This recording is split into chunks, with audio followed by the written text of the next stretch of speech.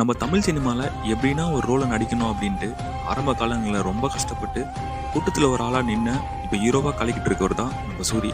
So அவரை பற்றி ஒரு சின்ன வீடியோ தான் இது. ஸோ வீடியோ ஸ்கிப் பண்ணாமல் கடைசி வரைக்கும் பாருங்க.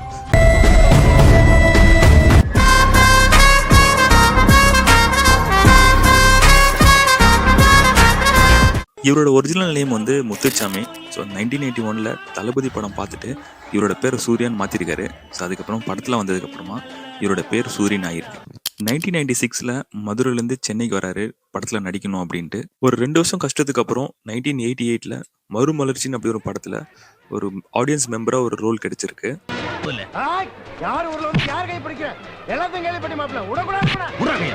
அப்புறம் 1999 சங்கமம், அப்புறம் 2000 ஜேம்ஸ் பாண்ட் போல படங்கள்ல ஜஸ்ட் ஒரு அன்கிரெடிட்டட் ரோலா தான் இவருக்கு வந்து கொடுத்துருக்காங்க.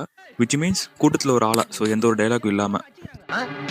ஸோ அதை தொடர்ந்து கண்ணன் வருவான், உள்ளம் கொள்ளை போகுதே, ரெட், வின்னர், காதல், ஜி, தீபாவளி, அது மாதிரி ஏகப்பட்ட படங்கள்ல ஒரு அன்கிரெடிட்டட் ரோலா தான் இவருக்கு கொடுத்துருக்காங்க. என்னப்பா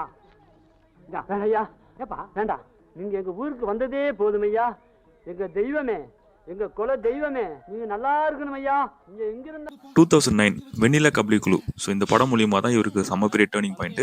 சுப்பிரமணியா வந்து பரோட்டா சூர்யா இன்னைக்கு வரைக்குமே நம்ம மனசுல நீங்க இடம் வச்சிருக்காரு. பந்தயத்துக்கு நாங்க வரலாமா? இந்த இடத்துல ஒரு விஷயம் சொல்லி ஆகணும். 2007 to 2008 சன் டிவில ஒரு சீரியல் கூட நடிச்சிருக்காரு. அந்த சீரியல் பேரு திருமதி செல்வம்.